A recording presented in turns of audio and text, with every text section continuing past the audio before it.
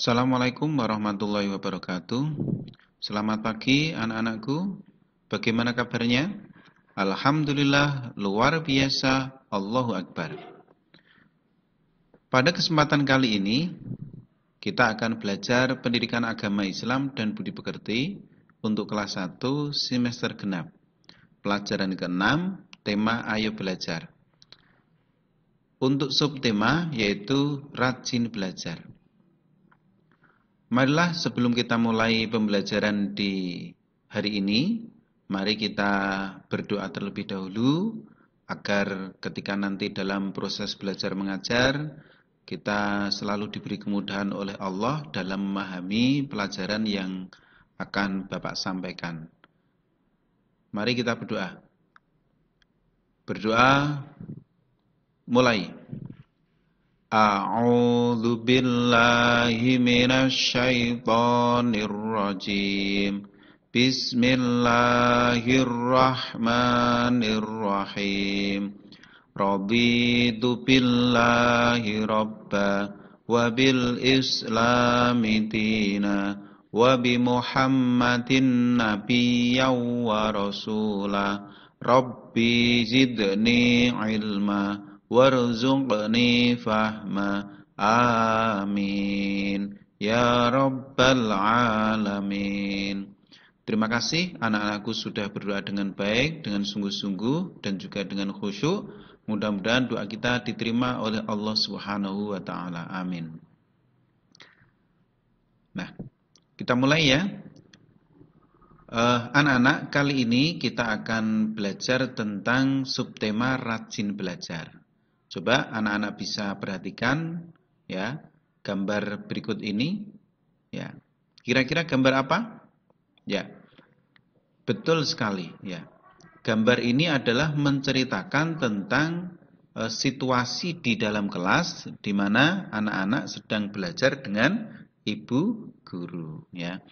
Ibu guru sedang menjelaskan dengan baik, anak-anakku di situ juga kelihatan pada gambar anak-anak memperhatikan dengan baik ya. Tidak ada yang bercanda dengan teman-temannya ya. Dilihat dari posisinya duduk mendengarkan. Oke? Ya, pintar sekali jawabannya seperti itu ya. Ya. Nah, rajin belajar. Islam mengajarkan pentingnya membaca. Allah Subhanahu wa ta'ala menciptakan manusia dengan akal dan pikiran, sehingga bisa membaca dan menulis. Allah Subhanahu wa ta'ala mengajarkan manusia melalui membaca dan menulis. Agar menjadi pandai, manusia harus belajar membaca dan menulis. Membaca dan menulis adalah alat untuk mengembangkan pengetahuan. Ya. Anak-anakku, ketika wahyu pertama kali yang diterima oleh Nabi Muhammad, yaitu Nabi kita, ya, wahyu tersebut yaitu surat Al-Alaq, ya, surat Al-Alaq. Siapa yang sudah tahu atau mungkin sudah pernah melafalkannya? Ya. Surat Al-Alaq ayat 1 sampai 5. Di sana menjelaskan ya bahwa kita ya atau Nabi Muhammad ya diperintahkan untuk membaca. Ya, lafalnya apakah sudah tahu? Begini. Bismillahirrahmanirrahim. Iqra bismi rabbikal ladzi khalaq. Ya, artinya bacalah ya, dengan menyebut nama Allah yang menciptakan. Ya. Khalaqal insana min 'alaq. Iqra wa rabbukal akram. Alladzi 'allama bil qalam. 'Allamal insana ma lam ya'lam. Nah, dalam ayat-ayat tersebut yang pertama, Iqra, kita diperintahkan oleh Allah agar selalu membaca. Ya. Nah, pada waktu itu apa yang dibaca? Ya, Karena pada waktu itu mungkin belum ada tulisan dan sebagainya. Lah, bagaimana cara membacanya? Dengan membaca alam. Ya, alam itu bisa dipelajari, dibaca dan sebagainya. Nah, kemudian di ayat berikutnya, ya, di situ dijelaskan juga alladzi 'allama bil qalam. Ya.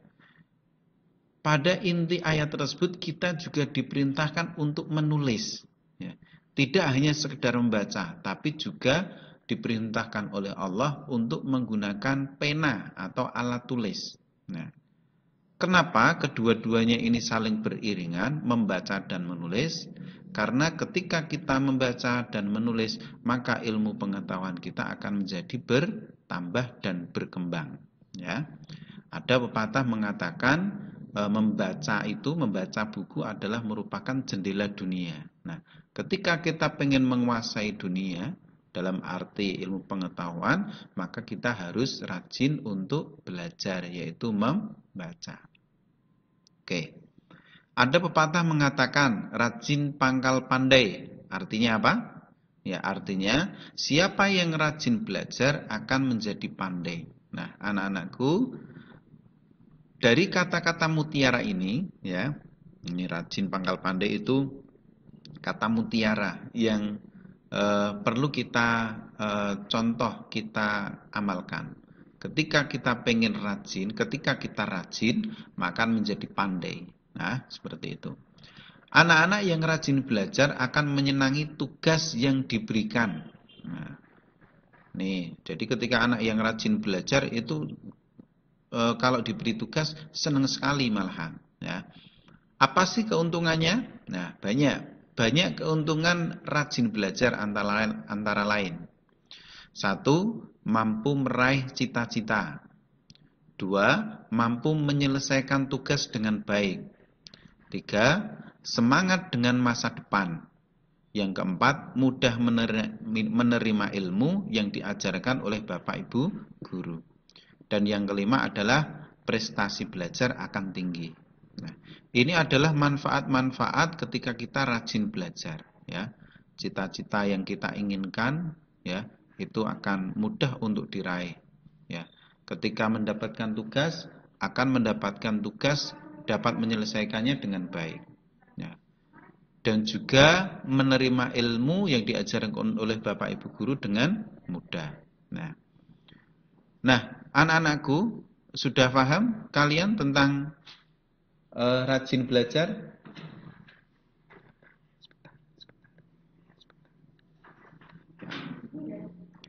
Nah, Pak Solikin berharap kalian nanti setelah belajar ini mencoba untuk membuat jadwal kegiatan harian belajar, ya, harian ini, agar kalian nanti bisa mengatur dengan baik kapan waktu belajar, kapan waktu untuk melakukan kegiatan-kegiatan yang lain, ya.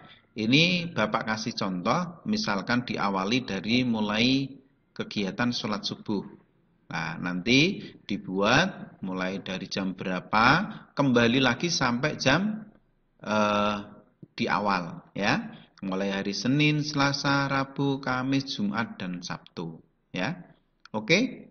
Nah, ini nanti tolong dikerjakan dengan membuat jadwal, kemudian ditempel atau nanti difoto, dikirim lewat WA Bapak Ibu guru kalian masing-masing, ya.